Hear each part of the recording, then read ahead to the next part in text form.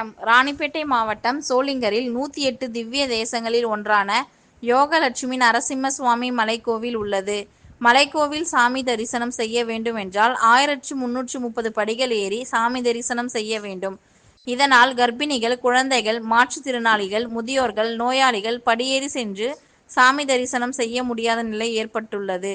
பக்தர்களின் வசதிக்காக தமிழக அரசு ரோப்கார் அமைத்து ரோப்காரில் சென்று சாமி தரிசனம் செய்ய ஏற்பாடு செய்து உள்ளது.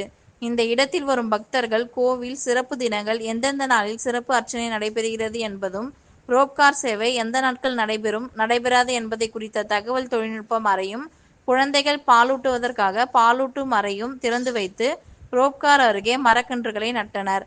அறங்காவலர் குழு தலைவர் ரவி, வேலூர் இணை ஆணையர் விஜயா, சோளிங்கர் கோவில் உதவி ஆணையர் ராஜா, அறங்காவலர் குழு உறுப்பினர்கள் ஹரிஷ், ராஜ்குமார் ஆகியோர் கலந்து கொண்டனர்.